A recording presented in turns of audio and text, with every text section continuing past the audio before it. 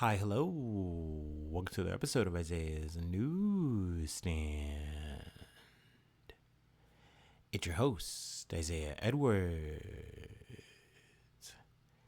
The date is June the 26th, 2025. Hopefully, this episode finds you well, in good spirits, and high hopes. As for me, I'm doing pretty good. This Thursday was a good Thursday. We had a good day. It was solid throughout. Much better than yesterday. We had zero breakdown, so that was good. I guess we can just go ahead and do a quick rundown of the day. We got up, we went to work. Work was pretty chill. It felt like we were back on track. It wasn't busy, wasn't crazy, wasn't blitzed. I will say something I kind of just had to laugh at was clearly word traveled a little bit that I had a bit of a breakdown because my main supervisor, came up to me and had this awkward chit chat with me, kind of just checking in, making sure I'm good, making sure I got everything I need. He knows it's hot out, and for me at this point, I just kind of leaned into it. Obviously, they want to know what's eating Gilbert Grape here, but they don't want to be weird about it or press it. So I just kind of leaned into the idea of yeah, it was so hot. It was just so crazy past couple days. So much cardboard, so much work. And I just let it be that. They let it be that. We can call it cool. We can call it square. No one came to really bother me, so that was nice. So yeah, everything was much rosier today. To top it off, we went to the gym. Gym was solid. We got all the equipment that we were trying to get, got in and out at a really good time. So clap it up for a good Thursday. We love when the Thursday comes around. Also had really good interactions. Not too many interactions, which I like, just the right amount, very Goldilocks, but also to mention specifically, the interactions were good. It was wholesome. It put smiles on my face, warmed my heart, even in this hot temperature. That's a good thing. So yeah, we'll take that. We'll take those. Let's see here. Let's go ahead and get into the startup, but a little drum roll. We have a bit of a Bev corner. I haven't done a Bev corner in a while. Felt like, even though today's being good to me, let's have a little treat. Let's do a little extra, huh? So we have a little beverage corner. I will pull up the drink right here. It is called, what is it called? It's from Goose Island. So, they're a pretty solid brand. They're all right for me. Tropical Beer Hug. And I'm just going to describe it here. It's this light blue, kind of maybe turquoise, or maybe not turquoise. I'm so bad with colors, y'all. I know that sounds stupid to say, but maybe it's like a teal situation. But it's almost like it's giving 80s psychedelic or something. Maybe just more 80s. It's got this bear. It's got some pink sunglasses on. But yeah, 9.9 alcohol volume. You already know that's the first thing I saw that drew my attention. I'm probably buying this just on numbers alone. It's an Imperial IPA, so it's probably gonna taste like an armpit. They're saying tropical here, so I'm ready to dig in. Let's go ahead and pop the can and dive in.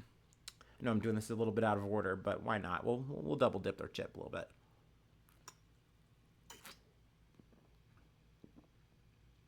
You know what? Not bad. Not bad.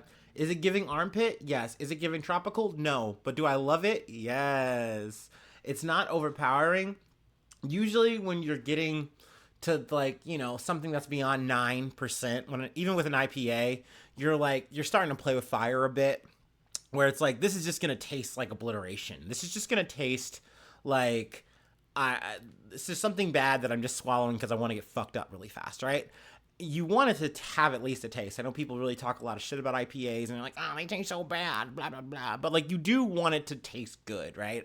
I think that is usually the attempt for most IPAs, unless they're breaking 9% and they're going to the 10 and up. It's we're just doing some weird bastard wine. That's kind of how I interpret it. Anyway, not that I'm some kind of sommelier or anything, but anyway, you come here for my takes, right?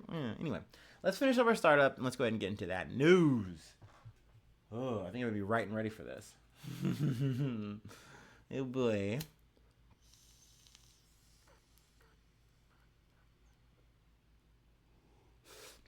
I also wanted to preface and add, news-wise this week, I don't want to say it's been slow. There definitely are some stories that I just kind of haven't covered, either because they're just really sad or, we've covered stuff like it before. And I won't be redundant, but kind of speaking to the redundancy thing, a lot of, Iran talk, in terms of Iran and Israel and the whole situation, how devastated is Iran post our, bombing run on them, all that kind of shit. Um, we've talked about it enough. I'll wait until another major development kind of happens, then we'll go in from there. Some other headlining stories that are kind of taking up a lot of space, which I mean, it is what it is. The Zorhan, hopefully I'm getting his name right, but Mamdani, him winning the primary, it's got a lot of ruffled feathers. You see some like Democrats, getting upset, getting worried. You see a lot of Republicans. I saw the funniest thing. Like I shit y'all not, y'all. I saw the shit at the Planet Fitness and I laughed out loud. I had to look crazy, but you know how people are. They get their little TVs on in the cardio station, wherever they're on, and they'll watch some shit. In this situation, there's a lot of Fox News that gets watched at my Planet Fitness, unfortunately. But to my delight, there was this headline that they were running for this little segment, and they're like, "Is it a hot commie summer?" I'm like, you've got to be kidding me, dude. You've got to be kidding me. God forbid they let a democratic socialist in the goddamn room and everyone loses their minds. They always do this shit. Like, they talk about AOC like she's goddamn Lenin. And it's just, she's just not. You know what I mean? And Mamdani, he's got a lot of cool ideas. And, he definitely, meets the description. I'm not saying he's not. But then to do the evolution that they always want to do to try to make this person the worst case, it's just so crazy to me. And not to mention, you got Republicans screaming to Donald Trump saying, you know what? Like, I forget where he was born. I think he was born in Uganda. So we have a Muslim man born in Uganda. Who is, potentially vying for mayor of New York. So people are losing their fucking minds. Even though this is, let's checks the fucking map. We're in America, right? Like, melting pot, land of the free, home of the brave, all that bullshit. Well, they're like, no, you got to deport this guy, even though he's a, clearly a legal citizen. He's a legal citizen. He has every right to be here. He's just as much of an American as anybody else. So like, no, we got to deport this guy, Trump. You got to get him out of here. You just gotta pull the card. And it's like, this is straight up McCarthyism shit in 2025. I know I've mentioned that before, but it just seems like we're going to keep living in this state where it's just like everyone wants this. Like, they want to live like this. And it's just so sad to see people try to pull these kind of cards out on their fellow Americans. Like, it's wild. It's wild, man. But yeah, I mean, there's a lot of, news taking up the airways. I completely get why it is, but it can kind of be a bummer to try to find like a bunch of stories that I usually like to cover. But that being said, like I said up top, there's definitely some things I just kind of, maybe I'm just not feeling that story. Maybe I'm not feeling that other story. You know what I mean? Like, even like a local one. Like, there was a guy who died in a water treatment plant, right? And I'm like, damn, that's sad. But then also it's like, the story overall ends in like, hey, we had to do a boil advisory because, a whole body fell in there. I'm like, oh gosh.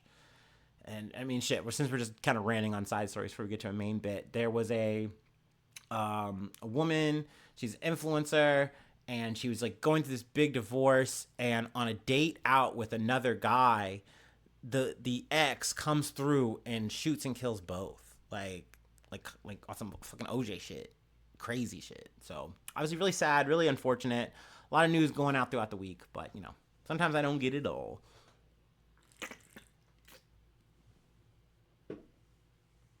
Anywho, on that sad note, let's get in. Let's dive in. From the Associated Press, at least 8 dead in Kenya protests against police brutality and poor governance.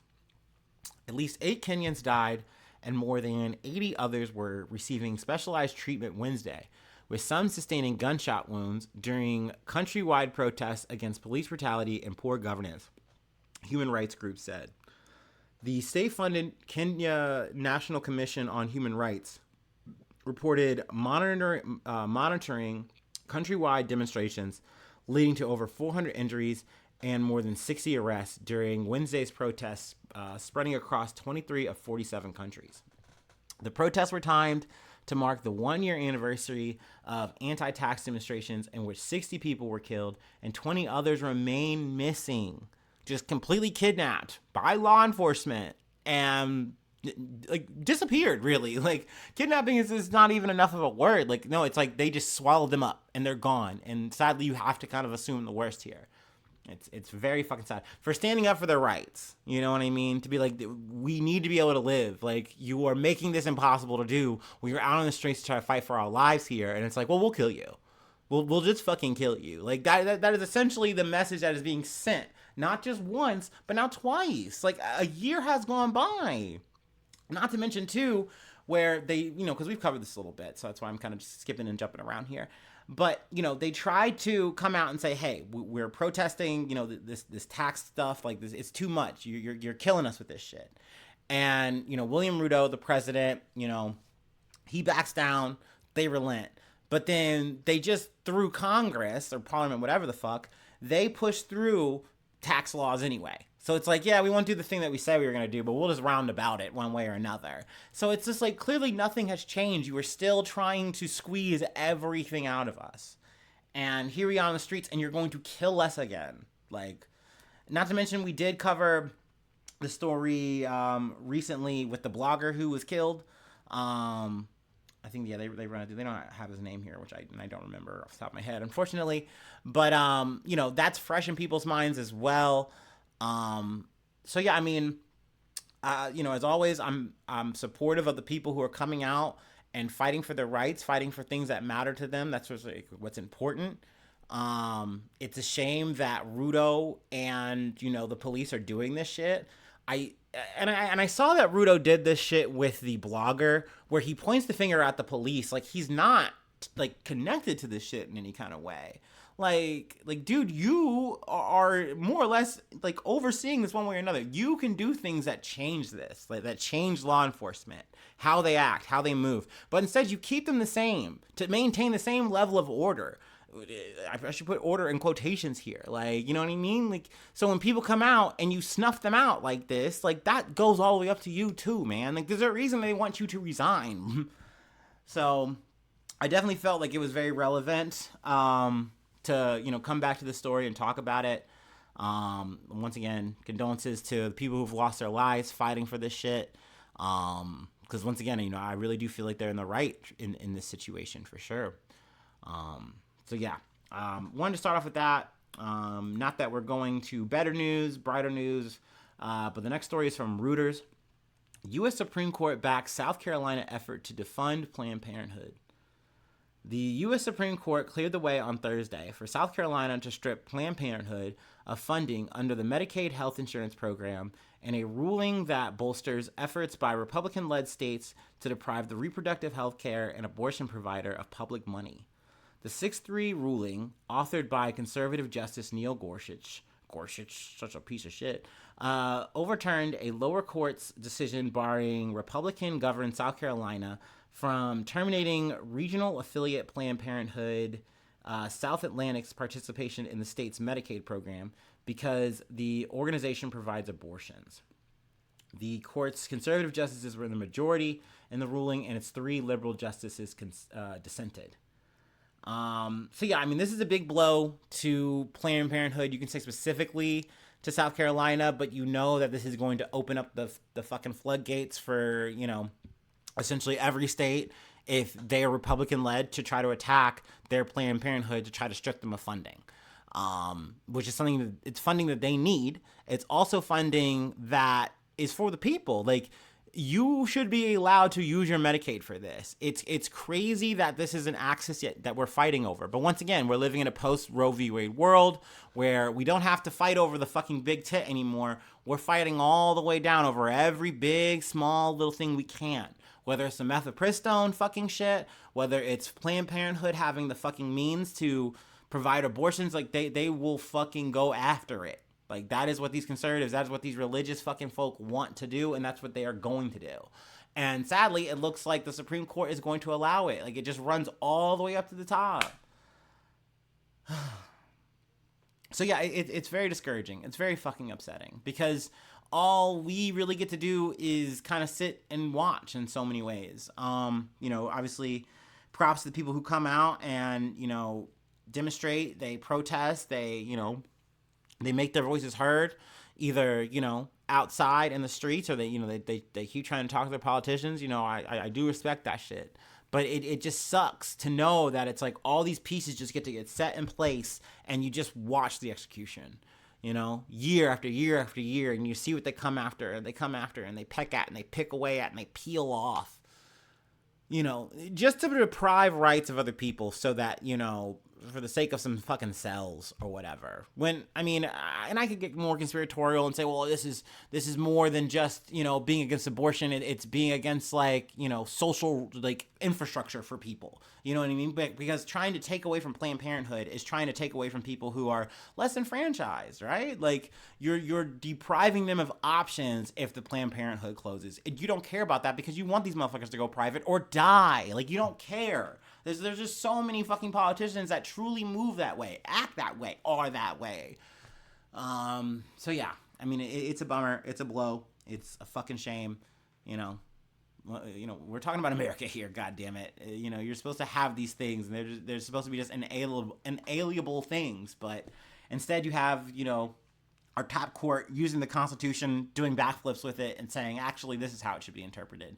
And you got to let states' rights or blah, blah, yada, whatever the fuck they're doing. You know what I mean? I think either this weekend or something next week, there's supposed to be a whole big glut of Supreme Court decisions that are going to hit the fan. So I know I've been kind of peppering them throughout the week. We'll see if we can just kind of get a good just group of them, have like a SCOTUS or something. I don't know. We'll see how it goes. Anyway, let's move along. This is a bit of a filler story. I'm not even really touching like an article here. We can just kind of read some headline. But from Fortune, Bumble cut 30% of its workforce. And there's also another headline. Bumble says it will cut 240 jobs, or about 30% of its global workforce. Essentially, they're blaming this on the struggling app industry as a whole, dating app industry. Though I remember, I think it was top of this year or earlier this year, a couple months ago, whatever. The CEO or whatever was talking about how like they're coming up with new, innovative ideas, and get this, they're gonna make a dating app like Coach, but it's gonna be what? Guess what it's gonna be? AI. Motherfucker, AI is not helping my single bum ass. It's just fucking not. Bro, the problem with Bumble was they had a weird ass fucking setup, and they thought it was very progressive to be like, hey, in this situation on Bumble, the ladies hit you up first. They have all the power. It's like, cool. I'm all for that, but this is not useful because generally, maybe this is just anecdotal or whatever. More times than not, they want the guy to text. They want me to text first. And that's fine. I'm okay with that. That is A-okay. I know it can be very awkward, and at least it's having someone say hi and initiate the whole thing post a match. That makes sense. I think in general, no one wants to say hi first. So the fact that you're putting the premise on one, gender or whatever, it's just weird. It's weird. Also, when we're talking about gender, why are we doing it this way in 2025? Like, you know what I mean? So I'm glad to say that they are at least coming off of that now. I was on Bumble recently, and it's like, okay, like there's no longer a mandate that I can't say hi first. Like it just works normal. So I think that's a better innovation than the goddamn AI coach. But whatever, go off. Good luck, Bumble. But I would definitely say I use that one kind of the least. That one and OkCupid are kind of like my least favorite dating apps. But that's something for another episode. I don't want to talk about my dating life. I try to avoid that on the pod. So anyway, just wanted to mention that. Obviously, though, kind of just closing this part of it out. As I usually say, the big shame here is that people who are working a job are now just getting downsized for essentially the sins of the people up top making really fucking poor choices, saying, the industry's bad, bad market. And then it's just like, hey, we got to put you on the guillotine. Go, good luck. Here's your walking papers. Like, that sucks, man. That's fucking shitty. So, it's some sins of the father type shit, in my opinion. Anyway. We have one more story that I wanted to cover, and this is the first time we've talked about a fireball. But speaking of some fire, I gotta go take the last break, and we'll go ahead and close it out.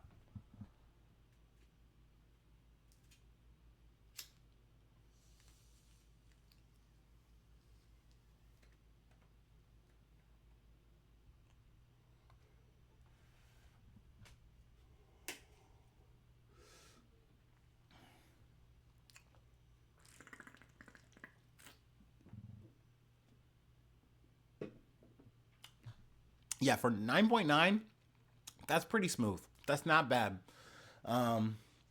Ooh, not my all-time favorite, but good. Very tasty.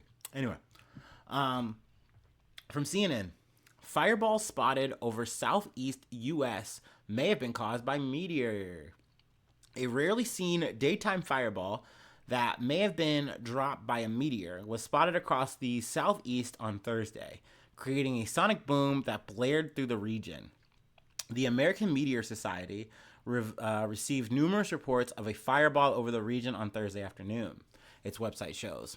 The reports came during the Boutids meteor shower, a lower level meteor shower that is ongoing this week, according to an American Meteor Society list. It looks to be a daytime fireball that caused a sonic boom. This is usually indicative of a meteor dropping a fireball, but not always. Mike Henke, operations manager of the American Meteor Society, I'm going to say AMS from now on, told CNN. Seeing a daytime fireball is a rare occurrence. Fireballs are easier to view at night, but have to be much brighter to be visible during the day. The American Meteor Society says it's also quite rare. It's also quite rare for sonic booms to be heard on the ground when a fireball occurs, according to the organization. One fireball fell and likely broke apart into at least dozens, if not hundreds, of fragments, Henke said. Whether the fireball hit the ground has yet to be confirmed, but there have been reports of a piece of a meteorite hitting a home in Henry County, Georgia, he said. So that was kind of crazy. I kind of want to skip to that. I have it highlighted. A Henry County, Georgia resident reported that a rock, put that in quotations, fell through their ceiling around the same time the fireball occurred, according to the National Weather Service in Peachtree City. The object broke through the roof and the ceiling before cracking the flooring inside the home. Now, I do have a picture of the fireball. I think it's from like a dash cam or something like that, but it looks fucking huge. Also, they have like a numerical scale that I think kind of helped me understand a little bit better, like how bright it was. Cause like, I mean, obviously it seems pretty bright, but like, they're like kind of what they said earlier. It has to be especially bright to be able to see it in the daytime, right? A fireball is an unusually bright meteor that reaches a magnitude over -4, which is brighter than Venus, according to the AMS. Thursday's fireball reached a magnitude of -14. The organization told CNN, which would make it brighter than the full moon. So this was like a very bright fireball. Very rare. So very cool sighting. Y'all know I love some cool space stuff, and sometimes space, well, it comes to us. What can I say? Could you imagine a fucking fireball hitting your fucking house, Johnny Darko style, but it's just a rock, so like nobody dies, like your Jake Gyllenhaal son lives to tell a tale, and you don't have any spooky dream nightmares, you know? Like, imagine. Fucking imagine. Anyway, that's not spoilers. You should have watched Donnie Darko before you've even seen episode 1 of my shit. So I don't feel bad about talking about Donnie Darko. Anyway, that is it. That is really all I have for today. If you'd like to help out, support the effort, I do have a Patreon. Patreon.com/AzanNews. Become a newsie today. We're doing roll call soon. So, you know, I shout you out. Plug a product if you'd like. That's coming up at the top of the month. Free ways to hit me up, IsaiahNews1@gmail.com. Feel free to follow me or the podcast on any of the socials. Subscribe to the YouTube. That's a free action that really helps out the pod. Follow on TikTok. Follow on Spotify. Follow on Apple Podcasts. Whatever platform you like, I'm there. Ready. Waiting for you. I'm ready to yap, my lord. Anyway, let's see. That all being said, I really just appreciate the homies that come through. The homies that say hello, even if you don't, even if you're just a silent lurker or a clicker and you click on this shit for a minute and you go on about your day. I thank you so much for that. You don't know how much joy, sorry, yeah, I had a thing in my mouth. You don't know how much joy you bring me. I wish I could, say it in a way that makes sense by the time I get done with this shit. But I really do appreciate you so much. To the people who give even more than just their attention, but their personal time to me or even fiscal resources, you mean so much. Like, once again, I cannot find the words to encapsulate how cool you are to me. How much I just like have a heart emoji for you that I'm just trying to beam through this goddamn blue yeti. You know. So just thank you so much. Thanks so much for tuning in. Thanks so much for being a friend, and hopefully I see you soon for some more good news. I love ya. Bye bye. Mwah.